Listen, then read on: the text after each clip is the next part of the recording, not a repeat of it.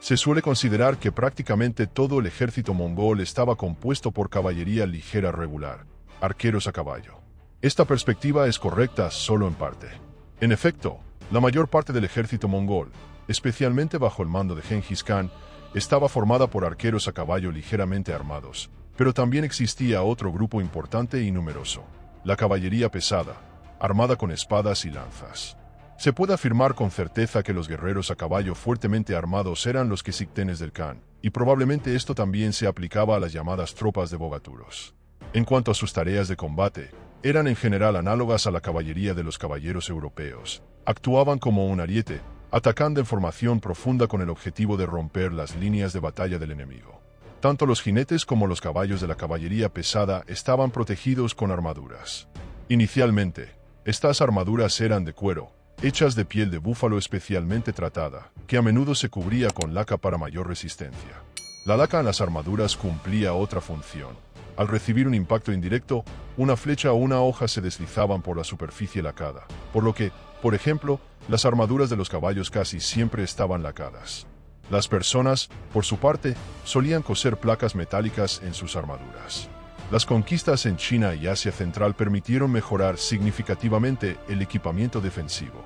Ahora, no solo los nayones, comandantes de 1000 hombres, sino también muchos guerreros comunes podían permitirse armaduras de placas de hierro.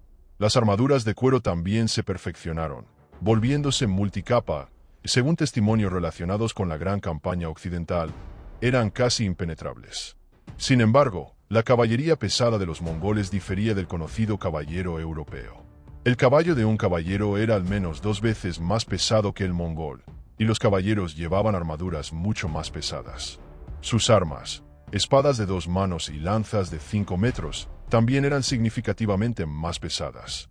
Sin embargo, este armamento más pesado, que ofrecía solo una ligera ventaja sobre las lanzas y espadas curvas de los mongoles, en general reducía las capacidades de combate de los caballeros en comparación con los quesictenes del Khan. La movilidad de la caballería pesada mongola era considerablemente mayor. Mientras que la táctica de los caballeros era extremadamente monótona, solo un ataque frontal directo, aunque devastador en fuerza. Los quesictenes podían realizar ataques de flanco inesperados e incluso avanzar hacia la retaguardia del enemigo. Su alta maniobrabilidad permitía a los mongoles cambiar la dirección del ataque principal durante el combate, algo de lo que la caballería de los caballeros era incapaz en principio. La batalla de Liegnitz en el año 1241 demostró la enorme ventaja de los mongoles en el combate a caballo. La caballería de los caballeros fue inicialmente detenida por los precisos arqueros mongoles y luego destruida por ataques de flanco a los que los caballeros no pudieron responder. Sin embargo, de esta breve descripción de la batalla se deduce claramente que el poder del ejército mongol a caballo no se debía únicamente a la fuerza de sus bogaturos fuertemente armados. La caballería ligera desempeñaba un papel lejos de ser secundario. Lo que era único era la interacción, llevada al automatismo, entre estos dos tipos de tropas. El combate siempre comenzaba con los arqueros a caballo. Atacaban al enemigo en varias oleadas paralelas y abiertas, disparando continuamente con sus arcos. Los jinetes de las primeras filas, que quedaban fuera de combate o agotaban sus flechas, eran reemplazados instantáneamente por guerreros de las filas traseras. La densidad de los disparos era impresionante. Según los testimonios de las fuentes, quizás con cierta exageración, las flechas mongolas cubrían el sol durante la batalla. Si el enemigo no resistía a este bombardeo masivo y daba la espalda, la caballería ligera, armada además de arcos con sables, completaba la derrota. Si el enemigo contraatacaba, los mongoles no aceptaban el combate cuerpo a cuerpo. Su táctica favorita era la retirada, con el objetivo de atraer al enemigo hacia una emboscada inesperada. Este golpe lo asestaba la caballería pesada y casi siempre conducía al éxito. Sorprendentemente, incluso cuando esta maniobra de los mongoles se volvió bien conocida por sus enemigos, estos no podían contrarrestarla eficazmente, y las victorias que parecían aseguradas se convertían en derrotas aplastantes. La retirada fingida fue la principal, pero no la única, innovación táctica de los mongoles. Este recurso de combate, por supuesto, no puede considerarse una novedad. Acciones similares se utilizaban en tiempos anteriores, pero los mongoles perfeccionaron esta maniobra táctica hasta la excelencia. Su proverbial disciplina nunca permitía al enemigo adivinar si la retirada era real o fingida. La excepcional maniobrabilidad de la caballería ligera les permitía reorganizarse casi instantáneamente durante la batalla y asestar golpes contundentes en los lugares más inesperados. A menudo, el enemigo no tenía tiempo de reorganizarse, y si lograba enfrentarse a un destacamento, recibía inmediatamente un ataque en el flanco desprotegido por parte de otro. También era importante la función de reconocimiento de los arqueros. Al realizar ataques aparentemente desorganizados aquí y allá, evaluaban la preparación de la defensa del enemigo. De esto dependía la dirección del golpe principal, ejecutado por los quesictenes y los bogaturos. El armamento de la caballería ligera era simple: arco, aljaba con flechas y sable. Ni los guerreros ni los caballos llevaban armaduras, pero, curiosamente, esto no los hacía demasiado vulnerables. La razón era la singularidad del arco de combate mongol, probablemente el arma más poderosa de un guerrero antes de la invención de la pólvora. Esto se aplica tanto a quienes empuñaban el arco como al elemento de impacto, las flechas. El arco mongol era relativamente pequeño en tamaño, pero extremadamente potente y de largo alcance. Su tamaño reducido estaba dictado por las particularidades de su uso. Disparar desde un caballo con un arco largo, como el inglés que destruyó a la caballería de los caballeros franceses en la batalla de Crécy, era simplemente imposible. Por ello, el arco mongol era corto y ancho, generalmente compuesto. Además de varias capas de madera, se utilizaban refuerzos de hueso que aumentaban la fuerza de tensión. Obviamente, el arco mongol era muy potente, y los arqueros poseían una considerable fuerza física. Esto no es sorprendente. Un niño mongol recibía su primer arco a los 3 años, y los ejercicios de tiro eran una actividad favorita de los mongoles. El poder del arco mongol está atestiguado por una inscripción en la llamada Piedra de Gengis, que se conserva en el Hermitage. En ella se informa que el sobrino de Gengis Khan, Yesunke, en una competencia de tiro a distancia lanzó una flecha a una distancia superior a 600 metros.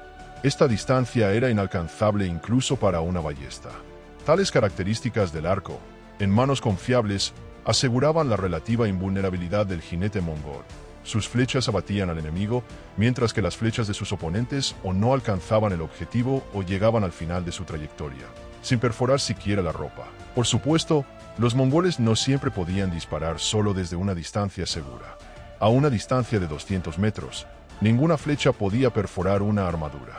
Pero cuando era necesario acercarse al enemigo, los mongoles compensaban la creciente vulnerabilidad aumentando el ritmo y la densidad de los disparos, de modo que el enemigo temía asomar la cabeza por debajo del escudo.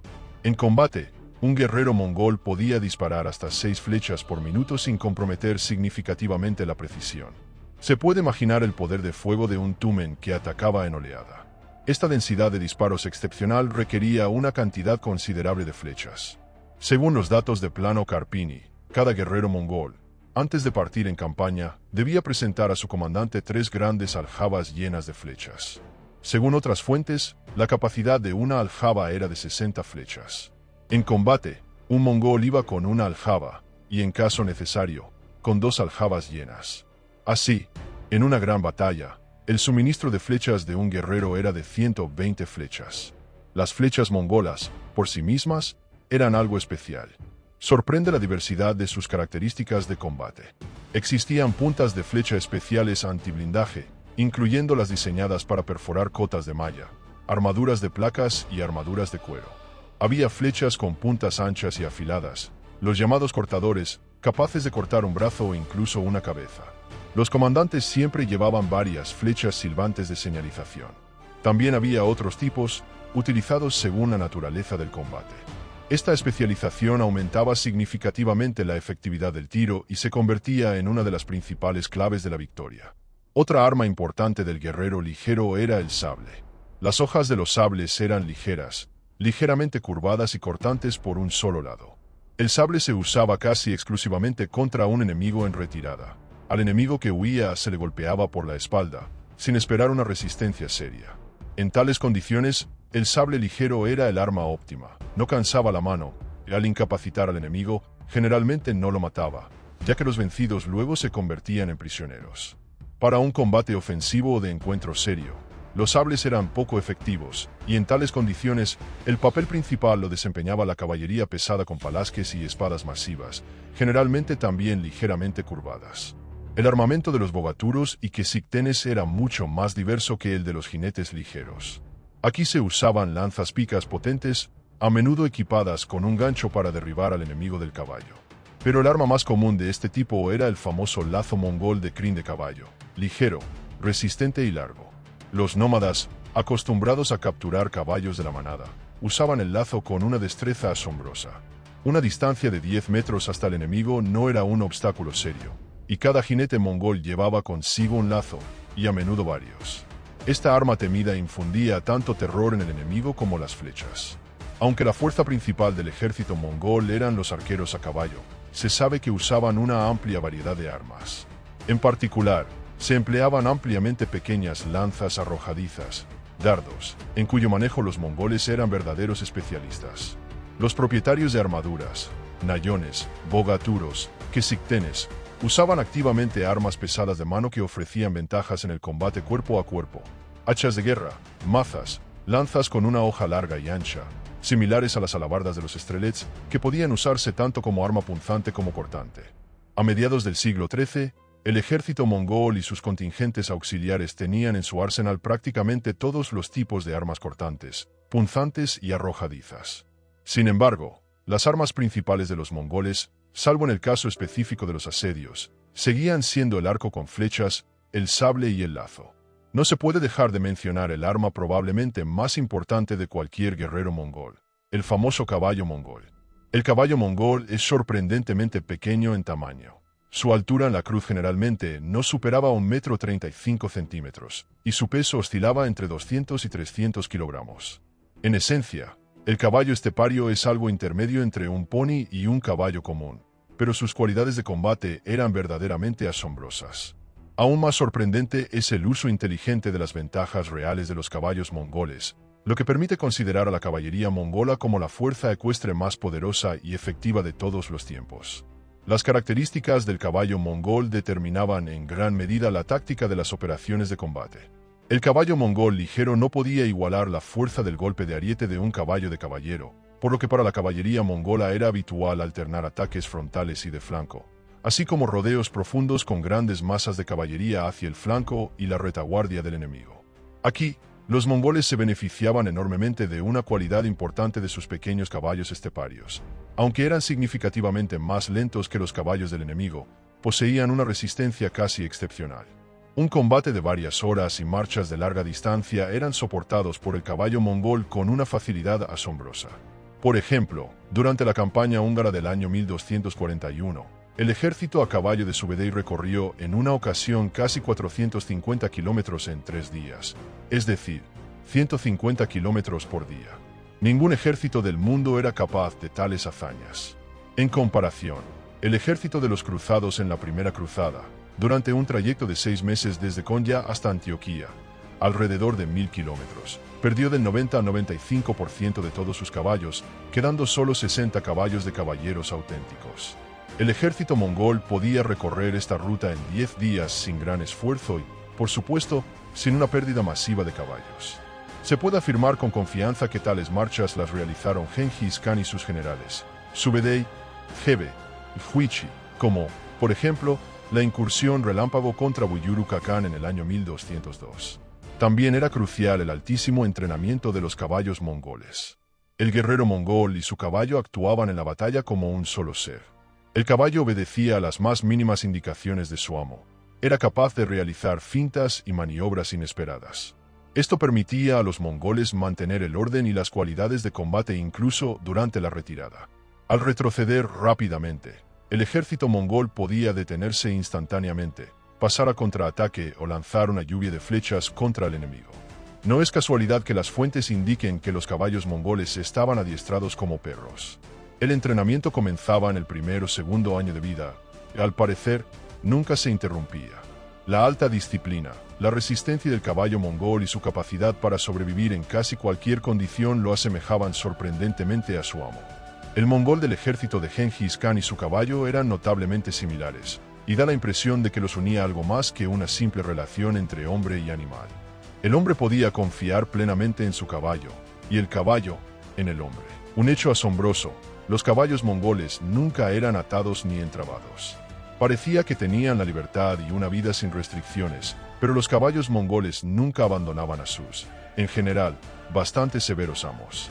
Esta confianza mutua, una conexión superior que proviene de los tiempos en que el hombre era parte de la naturaleza, hacía del mongol y su caballo un compañerismo de combate único, sin igual en la historia.